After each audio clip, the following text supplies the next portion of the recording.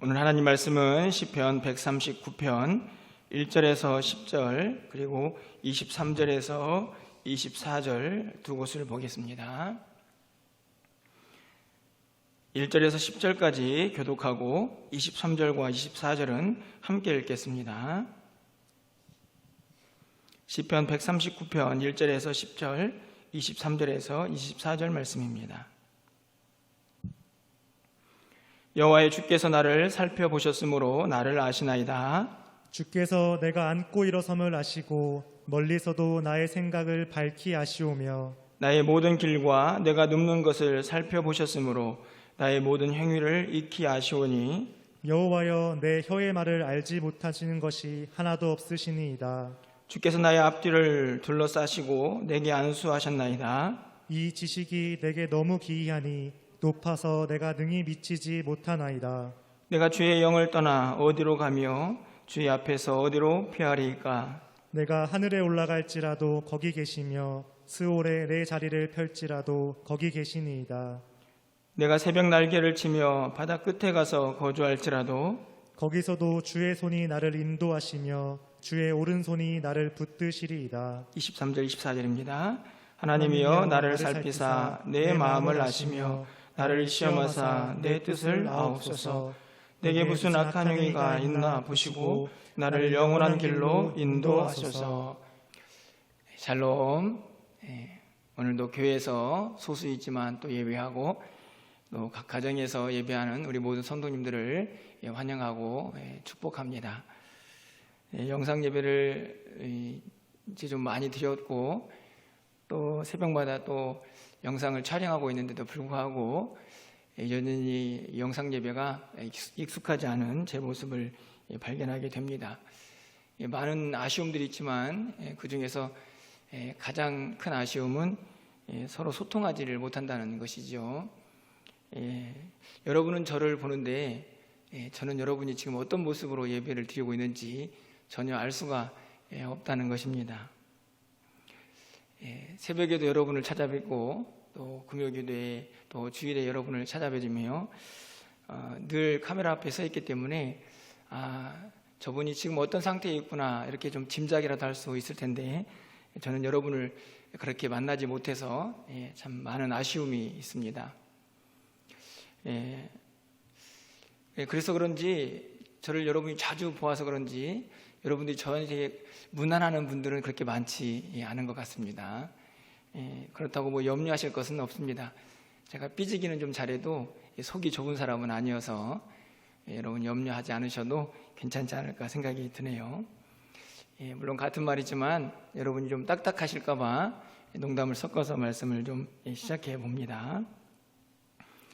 오늘 본문에 있는 말씀은 우리가 너무나 잘 알고 있는 말씀인데 오늘 본문을 선택한 이유는 저의 일상에서 그 이유가 있습니다.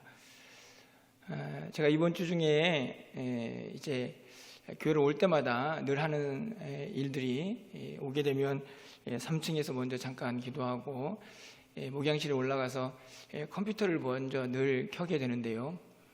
이번 주 중에 컴퓨터를 켰더니 컴퓨터 화면이 뜨자마자 이런 메시지가 저에게 보였습니다.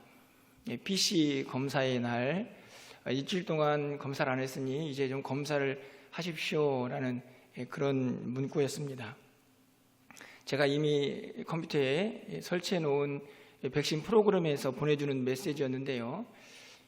생각해 보니까 며칠 전부터 계속해서 그 문자가 그 메시지가 뜨고 있는 것을 제가 기억해냈습니다. 그런데 계속해서 제가 무시하고 그냥 검사를 안 하다가 문득 그날만큼은 그 문구가 제 마음속에 큰 울림으로 찾아왔습니다. 그 문구를 보는 순간 제 영적인 상태는 검사를 잘 받고 있나 하는 생각이 들었기 때문입니다. 이런저런 바쁘다는 핑계로 영적인 진단을 계속해서 받으라고 하나님의 사인이 오고 있는데도 불구하고 그것을 무시한 채 계속해서 내 할 일만 하고 있는 것은 아닌가 하는 생각이 그 메시지를 보면서 문득 들었기 때문입니다. 물론 저는 늘 말씀을 준비하고 또 말씀을 전하는 사람이죠. 그런 면에서 늘 영적인 검사를 하고 있지 않나 이런 생각을 할 수도 있겠지만, 제가 드리는 말씀은 그런 일상의 일들이 아니고 정말 진지하게 내 영혼을 하나님 앞에 다 내려놓고 하나님 앞에서 내 영혼을 진단받고 검사한 시간들이 있었나 돌아보게 되었다는 말씀입니다. 여러분은 어떠십니까? 힘들고 어려운 시간들을 보내면서 여러분의 영혼이 건강하다고 생각을 하시나요? 이런저런 들려오는 소식을 통해서 우리 안에 분노와 또 좌절과 또 절망, 그리고 불안과 염려, 또 미움과 증오, 또 한편으로는 나태함과 게으름이 어느 순간 우리 안에 바이러스처럼 우리 안에 침입해서 우리의 영혼을 망가뜨리고 있는데도 불구하고 우리가 우리의 영혼을 제대로 진단하지 못하고 살고 있는 것은 아닌가 생각해 보게 됩니다. 컴퓨터에서 보여준 짧은 메시지였지만 저에게는 큰 도전과 또 저 자신의 모습을 다시 한번 돌아보는 그런 시간을 갖게 하는 문자였습니다. 오늘 이 시편 139편은 다윗이 이 찬양의 노래를 지으며 우리 영혼을 하나님 앞으로 초대하고 있습니다. 이 시편 139편의 내용을 여러분이 보셨지만 상당히 많은 부분이 하나님이 어떤 분이신가 하는 내용으로 그렇게 포함이 되어져 있습니다. 하나님이 우리의 모든 것을 아시는 전지하신 분이고 또 모든 능력을 가지고 있는 능력의 하나님, 전지전능하신 하나님, 그리고 하나님이 계시지 않은 곳이 없고 그래서 무소부재하시며 하나님은 편재하신다라는 내용이 오늘 시편 139편에 아주 주된 내용으로 기록이 되어 있습니다. 이 구절들을 좀 다시 확인하는 차원에서 좀 살펴보면요, 1절 말씀에 이렇게 기록이 되어 있습니다. 여호와여 주께서 나를 살펴보셨으므로 나를 아시나이다. 하나님이 우리를 살펴보셨기 때문에 나를 아신다라고 시인이 고백을 하고 있습니다. 6절 말씀을 보면 이 지식이 내게 너무 기이하니 높아서 내가 능히 미치지 못하나이다. 하나님이 지식이 너무 뛰어나고 그 능력이 탁월하다 하는 것을 인정하는 고백입니다. 7절 말씀을 보면 내가 주의 영을 떠나 어디로 가며 주의 앞에서 어디로 피하리까.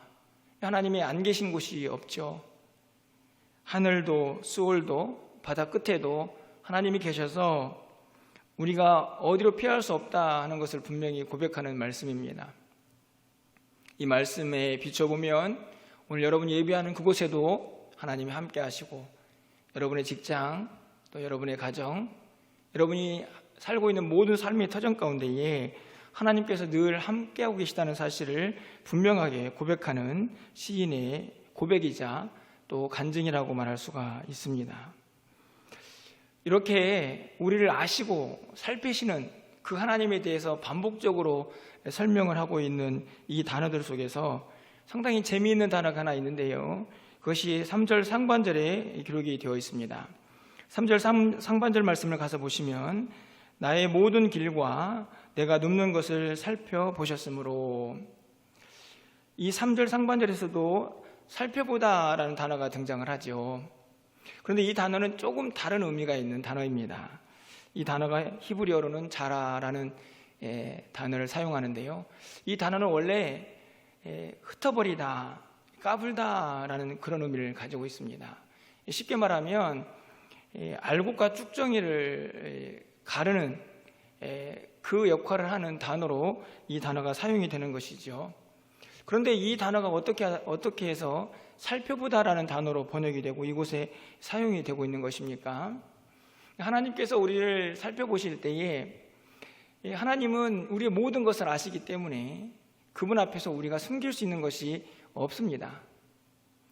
우리가 세상 사람들을 대할 때 가끔 우리를 치장하기도 하고 우리를 위장하며 또 우리 스스로도 우리를 속일 때가 종종 있지만 하나님께서는 모든 것을 흩어버리십니다.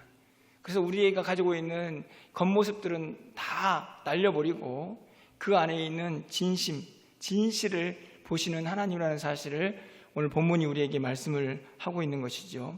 그런 의미에서 하나님의 살피심, 하나님 우리를 아신다고 말할 때에는 얼마나 완벽하게 우리를 완전하게 아시는가 하는 것을 이 단어를 통해서 우리가 깨달을 수가 있습니다. 우리의 모든 것을 아시고 또 모든 곳에 계시는 하나님께, 그 하나님을 의지하고 또 그 하나님이 이 시인에게 어떤 분으로 다가왔는지를 계속해서 고백하고 있습니다.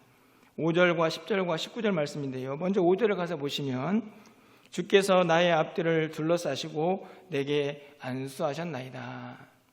하나님이 모든 것들을 아시고 또 모든 곳에 계시는데 그 하나님이 시인에게 찾아와서 그를 둘러싸시고 그에게 안수하셨습니다. 안수하셨다는 말은 그를 만지셨다는 얘기죠. 그에게 복을 주셨다는 얘기이기도 하지만 더 나아가면 그를 통치하고 인도하셨다는 의미이기도 합니다. 10절 말씀을 가서 보시면 거기서도 주의 손이 나를 인도하시며 주의 오른손이 나를 붙드시리이다. 모든 곳에 계시기 때문에 그 하나님께서 우리를 붙드시고 우리를 인도하시고 계시다라고 시인이 고백하고 있는 것입니다. 19절 상반절에 가서 보시면 하나님이여 주께서 반드시 악인을 죽이시리이다 라고 기록합니다. 이 말은 이 시인을 대적하고 있는 악인들을 하나님께서 멸해 주실 것이다 라는 확신을 기록하고 있는 내용이죠. 왜 그렇습니까? 우리를 너무나 잘 아시기 때문에, 우리 가운데 늘 함께 하시기 때문에 그 하나님께서 우리를 안수하시고 우리를 붙드시고 우리를 인도하시고 우리를 악한 길에서 또 악인에게서 우리를 건져주시겠다 하는 이 약속의 말씀을 오늘 시인이 확인하고 붙잡고 있는 것입니다. 어찌 보면 우리의 신앙의 가장 기본, 그리고 우리 신앙의 핵심, 그것이 오늘 이 시편 139편의 시인의 고백이 아닌가 생각합니다. 하나님은 우리의 모든 것을 아시고 계시지 않은 곳이 없는, 그래서 모든 곳에서 우리를 통치하시고 다스리시는 분이 우리 하나님이라는 이 신앙의 고백이 우리의 삶에 매우 중요하고 기본이 된다는 말씀입니다. 이 말씀을 생각할 때 한 인물이 떠오르죠. 야곱이라는 인물인데요, 이 야곱이 형 에서에게서 장자권을 빼앗고 그리고 삼촌 라반의 집으로 도망을 갑니다. 도망가다가 베델이라는 광야에서 그가 잠을 청할 때 하나님께서 그를 만나시죠. 그 후에 야곱이 뭐라고 고백합니까? 창세기 28장 16절에서 이렇게 기록합니다. 야곱이 잠이 깨어 이르되 여호와께서 과연 여기 계시거늘 내가 알지 못하였도다. 야곱이 생각했던 하나님은 아마도 그냥 저 높은 하늘에 계신 하나님으로 기억되어 있었던 것 같습니다. 하지만 그날 밤 광야에서 그를 만나주신 하나님을 경험한 야곱은 여기에도 하나님이 계시는데 내가 알지 못했다라고 고백을 하고 있는 것이죠. 모든 곳에서, 하물며 그곳이 광야일지라도, 어둠이 짙게 깔린 그 힘들고 어려운 상황일지라도 그곳에서도 하나님은 함께하고 계시다는 사실을 야곱이 경험하고 고백하고 있는 것입니다. 사실 우리의 삶의 현장에서도 저는 이런 고백이 계속되어야 하고, 이제는 고백의 차원이 아니고 그냥 우리의 믿음으로 그것이 항상 깨달아지고 인식되어야 하는 또 우리의 신앙의 모습이 아닐까 생각이 듭니다. 하나님은 항상 내 곁에 계시고 하나님 나의 모든 것을 아시며 그분이 계시지 않는 곳은 없다는 사실을 우리가 늘 인정하고 고백하며 그것을 믿고 살아야 하기 때문입니다. 내비게이터 간사로 오랫동안 사역하시다가 얼마 전에 별세하신 제리 브리지스라는 박사님이 계십니다. 그분이 크리스천이 꼭 이겨야 할 마음의 죄라는 책을 쓰셨는데 그 책의 내용에서 불경건을 이렇게 정의하는 것을 보았습니다. 제가 읽어드립니다. 불경건함이란 일상생활에서 하나님이나 하나님의 뜻, 하나님의 영광, 그리고 자신이 하나님께 의존된 존재라는 사실에 대해 거의 생각하지 않고 사는 것이다. 이것을 한 문장으로 줄여서 하나님 없이 살아가는 죄라고 이분은 정의를 합니다. 불경건은 다른 것이 아니고 하나님 없이 살아가는 죄라는 것이죠. 그런데 이 말을 우리의 삶에 적용해 보면 우리 모두는 하나님을 섬기고 살아가는데, 그런데 왜 자꾸 이런 죄를 지적하고 있습니까? 하나님을 믿고 하나님을 섬기고 살아가지만 그 하나님이 내 일상 속에서 매일매일 나와 함께 동행하시고 내 삶에 지금도 여전히 동행하시며 개입하고 있다는 사실을 인정하지 않는 그것도 죄라는 것을 우리에게 가르쳐주기 위함입니다. 하나님을 믿고 있지만 하나님 없이 살아가는 존재들이 너무나 많기 때문이죠. 저는 이 말을 조금 바꿔서 생각해 보면, 불경건이 그런 것이라고 하면 경건은 아주 반대가 되겠죠. 내 삶에서 매 순간마다 하나님이 내 곁에 계시고 내 일상생활 모든 곳곳에서 하나님이 나와 함께하고 계시다라고 그것을 믿고 의지하는 것이, 그게 경건입니다. 오늘 우리의 삶의 모습을 돌아보면서 과연 우리에게 오늘 시인이 고백하고 있는 하나님은 우리의 모든 것을 아시고 또 우리의 모든 상황 속에서 우리를 지켜보고 계시며 우리를 인도하시고 붙들고 계시다는 이 단순한, 이 확실한 신앙 고백이 우리에게 있는지 다시 한번 돌아보게 되는 것입니다. 여러분, 이 믿음이 있다고 하면 우리에게 얼마나 큰 위로가 될까요? 물론 이 하나님의 편재성, 또 하나님이 우리 모든 것을 아신다는 전지성은 한편으로는 우리에게 두려움을 가져다 줄 수도 있습니다. 하지만 오늘 시인이 우리에게 말하는 것은 이것을 통해서 우리가 진정한 위로를 받기를 원하고 있지 않을까요? 시편 103편 13절과 14절에서 이렇게 기록을 하고 있습니다. 아버지가 자식을 긍휼히 여김같이 여호와께서는 자기를 경외하는 자를 긍휼히 여기시나니 이는 그가 우리의 체질을 아시며 우리가 단지 먼지뿐임을 기억하심이로다. 이 말씀을 보시면 그가 우리의 체질을 아신다. 사실 오늘 말씀에 보면 우리의 체질을 지으신 분이 하나님이시니까 우리의 본질까지도, 우리의 근본까지도 완벽하게 아시는 분이 하나님이시죠. 그런데 그 하나님이 우리를 아시기 때문에 우리에게 베풀어 준 은혜는 무엇입니까? 우리를 긍휼히 여기신다 하는 것입니다. 우리를 불쌍히 여기시는 것이죠. 우리가 얼마나 연약한지, 우리가 얼마나 부족한 존재인지 우리를 너무나 잘 아시기 때문에 우리를 긍휼히 여기실 것이라고 약속하고 계시는 것입니다. 우리 모두는 참 힘들고 어려운 시간들을 보내고 있습니다. 저도 말씀을 준비하면서 이 말씀이 내 삶에 얼마나 적용되고 있는가 돌아보고 또 다짐을 해보았습니다.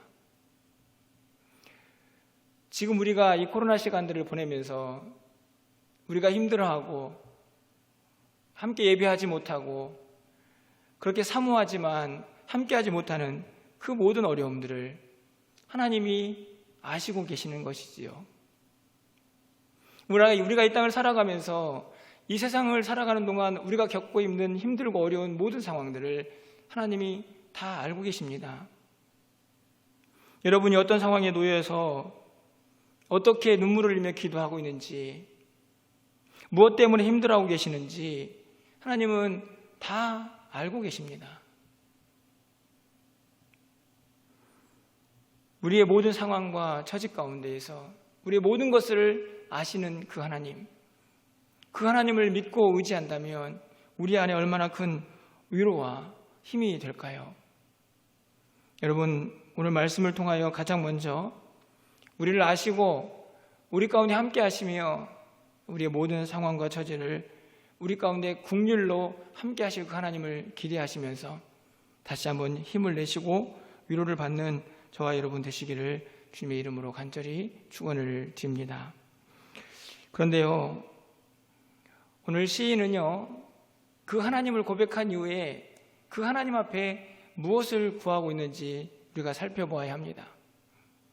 우리의 모든 것들을 아시고, 그래서 전능하시고, 그리고 계시지 않은 곳이 없는 그렇게 무소부지하신 그 하나님, 그 하나님을 여러분이 알았을 때에 그 하나님께 여러분은 무엇을 구하고 싶으십니까? 부귀영화? 만사형통? 물론 그런 것들도 우리에게 필요하겠죠. 하지만 오늘 다윗이 구하는 것은 오늘 이 시편 139편의 긴 말씀 중에서 가장 끝부분에 23절과 24절에 담겨져 있습니다. 그렇게 열심히 깨달아 알게 된 그 하나님, 그 위대하신 하나님을 고백한 이후에 다윗이 하나님 앞에 구하는 기도는 23절과 24절인데요. 이 말씀은 우리 다시 한번 우리의 입술로 함께 읽으며 고백할 수 있기를 바랍니다. 함께 읽겠습니다. 하나님이여 나를 살피사 내 마음을 아시며 나를 시험하사 내 뜻을 아옵소서. 내게 무슨 악한 행위가 있나 보시고 나를 영원한 길로 인도하소서. 아멘. 저는 이 23절과 24절에 있는 말씀을 이렇게 좀 정리해 보았습니다. 다윗이 하나님께 요구하는 영혼의 건강검진이다. 하나님, 저를 좀 보십시오. 제 영혼을 좀 도와주십시오. 왜 그럴까요? 자신의 영혼을 누구보다도 잘 알고 있는 분이 하나님이시기 때문입니다.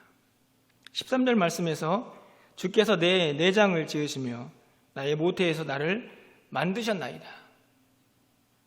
자기를 지으신 분, 내 영혼의 창조주, 그분이 하나님이신데 그 영혼을 진단받기 위해서 당연히 누구에게 가야 합니까? 하나님께 나아가고 있는 것이죠. 우리가 조금 심각한 병이 걸리면 우리가 인터넷을 찾아서 이 질병의 가장 명의가 누구인가, 이 질병을 가장 잘 치료하는 사람이 어느 병원에 있나 찾죠.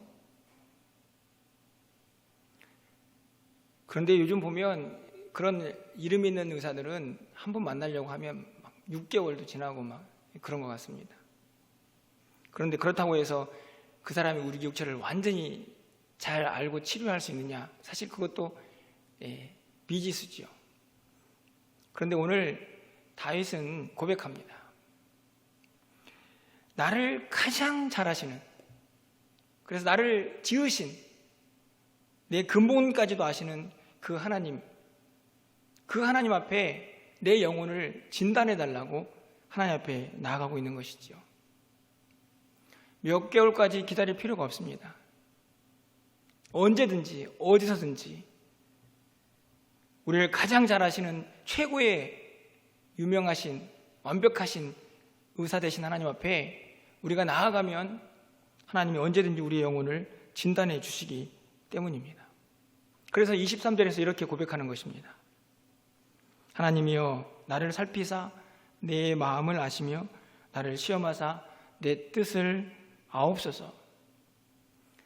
살피고 시험하고, 살피다는 말은 꿰뚫다는 말인데요, 시험하다는 말은 조사하고 검사하다는 말입니다. 단순하게 그냥 우리를 살피는 게 아니고 우리를 꿰뚫고 그리고 또 검사하고 또 조사해서 뭘 알아달라는 겁니까? 내 마음, 내 뜻, 내 생각, 다시 말하면 내 영혼의 모든 것을 좀 하나님 제대로 좀 살펴주십시오 라는 고백입니다. 쉽게 예를 들어보면 우리가 그냥 간단한 병은 가가지고 뭐 이런저런 진료를 받고 또 찍으면 보통 엑스레이를 찍죠. 저도 엑스레이를 찍어본 경험이 있는데, 그런데 엑스레이를 찍고 나면 항상 의사들이 이런 이야기를 합니다. 잘 모르겠는데 MRI를 찍어보시죠. CT를 찍어보시죠. 무슨 말인가요? 더 좀 정확히 진단을 해보자는 것이죠. 저는 오늘 이 23절 말씀이 하나님 앞에 가서 다윗이 자신의 영혼을 내어놓고 하나님, 제 영혼을 좀 제대로 좀 진단해 주십시오. 내 영혼의 상태가 어떠한지 하나님 좀 완전히 좀 스캔해 달라는 그런 요청으로 들려집니다. 그런데 여기서 한 가지 우리가 질문을 좀 해보아야 할 일이 있습니다. 왜냐하면 앞에서 계속해서 1절부터 16절까지 계속 다윗이 고백하고 있는 내용이 뭡니까? 하나님은 나를 아시죠. 내 모든 것을 아시고 계시지 않은 곳이 없는 그 하나님을 이미 앞에서 다 고백했는데 또 23절에 와가지고는 나를 좀 살펴주십시오. 여러분이 생각하기에 뭔가 좀 앞뒤가 안 맞는 것 같은 느낌이 들지 않습니까? 여러분은 이 질문에 어떻게 답을 찾아가시겠습니까? 저는 개인적으로 그 이유가 19절과 22절에 있는 중간에 끼어있는 그 문장 속에 있다고 생각이 드는데요. 시인은 하나님 앞에 그 하나님이 어떤 하나님인가를 고백한 이후에 그 하나님 앞에서 결단하는 게 있습니다. 그 결단의 가장 핵심이 21절에 있는데요. 21절 말씀을 제가 읽어드립니다. 여호와여, 내가 주를 미워하는 자들을 미워하지 아니하오며 주를 치러 일어나는 자들을 미워하지 아니하나이까. 이 말은 쉽게 해석해 보면 하나님이 미워하는 자들, 다시 말하면 하나님을 미워하는 자들도 내가 미워하겠고, 그리고 또 주를 치러 일어나는, 그러니까 주를 하나님을 대적하는 자들, 나는 또 그들을 미워합니다. 다시 말하면 악인들을 내가 멀리하겠습니다. 하나님을 싫어하는 자들은 나도 싫어하겠습니다. 라고 하는 이 악과 죄와의 단절을 선언하는 이야기거든요. 시인이 이 말을 한 다음에 이 죄와의 결별을 선언한 이후에 하고 있는 내용이 23절에 하나님 앞에서 드리는 기도입니다.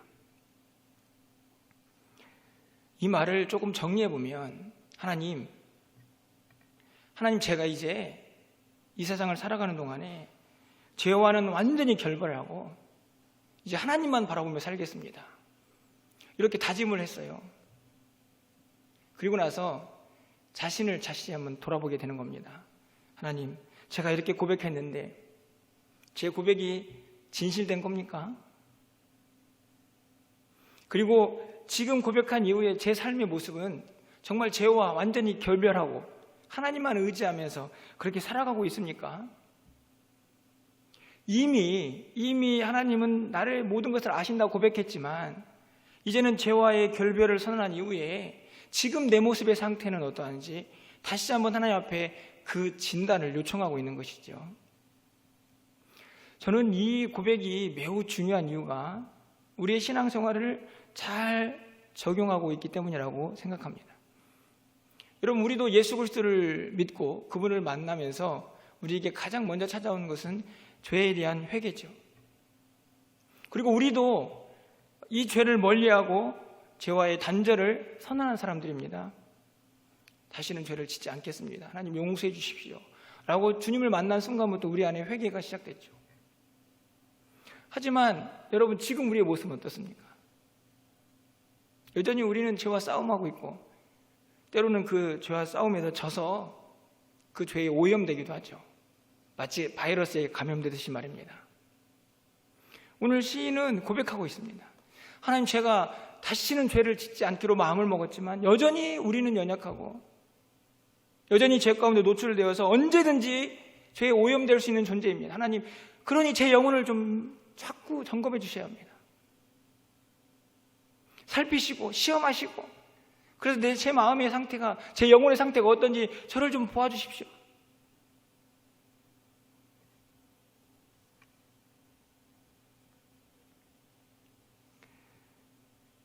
이 진단을 요청하면서 자연스럽게 이어지고 있는 9절이 24절이죠.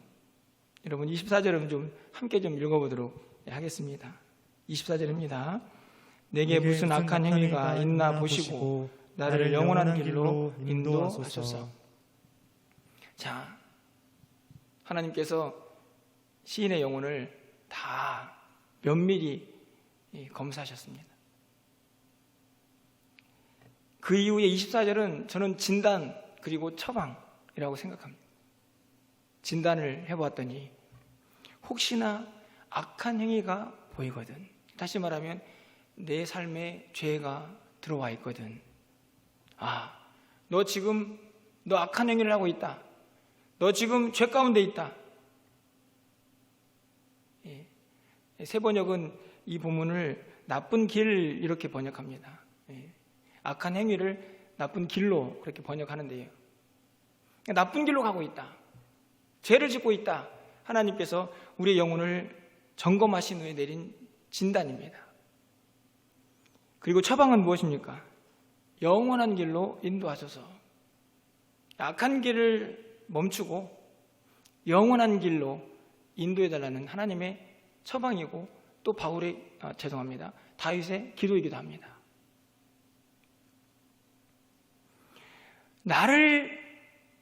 내 영혼을 정확히 좀 진단하셔서 혹시 그 안에 작은 죄라도 보이면 하나님, 저를 다시 좀 영원한 길, 생명의 길, 영생의 길, 그 길로 좀 다시 저를 좀 인도해 주십시오. 악한 길은 죽음의 길, 멸망의 길이니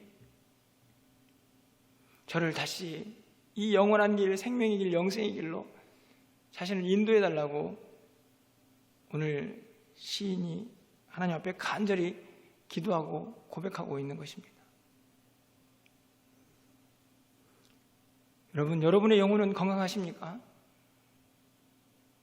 여러분은 지금 악한 길이 아닌, 나쁜 길이 아닌 하나님이 원하시는 영생의 길을 잘 걸어가고 계십니까?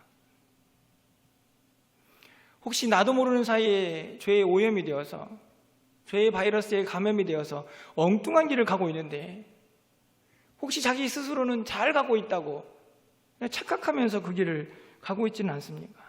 그렇다면 하나님 앞에 나오셔서 우리의 영혼을 진단받으시고 우리의 이 신앙의 길에 궤도 수정이 필요하지 않을까요? 다시 올바른 길로, 다시 하나님이 원하시는 그 길로 다시 우리가 돌아가야 하기 때문입니다. 저는 오늘 이 말씀을 여러분에게 전하면서 한 가지 우리 모두가 꼭 기억해야 할 것이 있다고 생각이 듭니다. 그것은 다른 것이 아니고 우리가 좋은 병원을 알고요, 그리고 좋은 의사도 알고 있습니다. 내 병도 진단을 받았습니다. 그럼 우리가 해야 할 일이 뭔가요? 그 의사를 찾아가는 것이죠. 그래서 본격적으로 치료를 받아야 합니다. 그런데 가끔 이런 분들 있지 않습니까? 몸은 아픈데 병원은 가야겠는데 의사를 만나는 게 두렵고 또 이런저런 이유 때문에 병원을 가지 않는 분들이 종종 있는 것을 보게 됩니다. 오늘 우리에게 정말 중요한 게 뭘까요? 우리는 하나님이 우리의 모든 것을 아시고 그분은 항상 모든 곳에 계시면서 우리와 함께 하신다는 사실을 인정했습니다. 죄와의 단절도 선언했고, 그리고 하나님께서 내 영혼을 누구보다 잘 아시기 때문에 한번 다시 좀 점검해 달라고 그렇게 우리의 신앙을 갖는 것이 중요하다는 사실도 깨달았습니다. 어떻게 해야 합니까, 이제? 그 다음에는 반드시 우리가 해야 할 일이 뭐냐면 하나님 앞에 나아가야죠.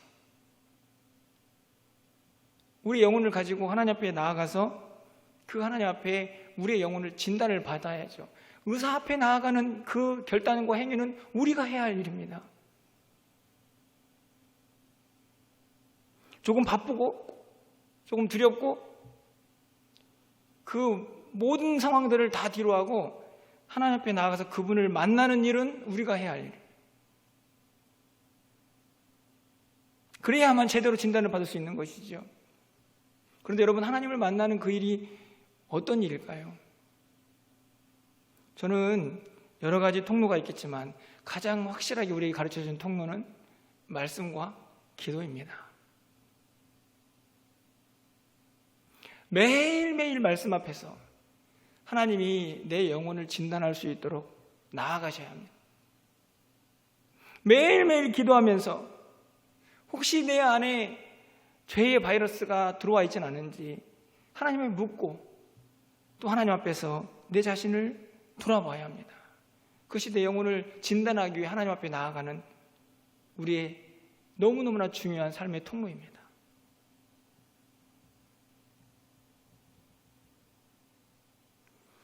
그렇게 하나님 앞에 나아갈 때에 내 자신조차도 알지 못했던 그런 죄들, 그런 바이러스들을 우리가 발견하게 되는 것입니다. 그리고 또 한 가지 기억해야 할 게 있습니다. 오늘 이 24절 하반절에 있는 나를 영원한 길로 인도하소서라는 말입니다. 인도하소서라는 말은 하나님이 내 삶을 주관하시고 나를 이끌어 가시는 대로 나는 전적으로 순종하겠습니다 라는 고백이 담겨져 있는 말이죠.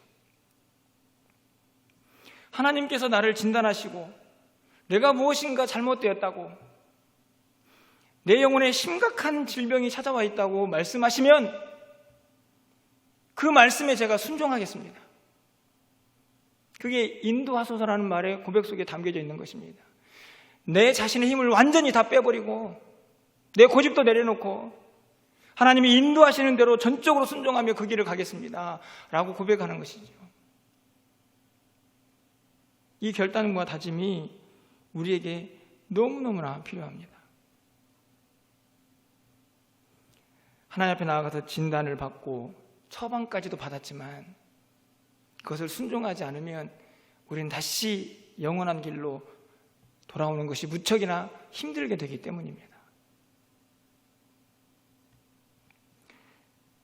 말씀을 맺으려고 합니다. 여러분, 지금도 하나님은 살아계셔서요, 우리의 모든 것을 보고 계시며 우리의 모든 것을 알고 계십니다. 조금 힘들고 어려운 시간들을 보내고 있지만 우리는 우리의 영혼을 하나님 앞에 내어놓고 우리의 모든 것을 아시는 그 하나님 앞에 우리의 영혼을 진단받는 그 일을 멈춰서는 안 됩니다. 말씀과 기도로 하나님 앞에 나아가십시오. 그리고 저처럼 오늘은 검사받는 날입니다라는 그 메시지를 무시하고 뒤로 미루지 마시고 항상 하나님 앞에 나아가셔서 여러분의 영혼을 진단받으십시오. 그래서 거기에서 무슨 작은 죄라도 보이거든 거기를 돌아서서 다시 영원한 길로, 영생의 길로, 생명의 길로 돌아갈 수 있도록 하나님이 우리를 인도하실 때에 그 인도하심에 순종하시며 아멘 하시기를 바랍니다. 우리는 그때 우리의 영혼이 살아나는 것을 경험하게 될 것입니다. 우리의 영혼을 위로하시고 우리를 싸매주시는 하나님의 은혜를 경험하게 될 것입니다. 그 하나님과 마음껏 동행하시며 그 하나님을 마음껏 경험하시고 그 하나님의 은혜를 마음껏 누리시는 이 한 주간이 되시기를 주님의 이름으로 축원합니다.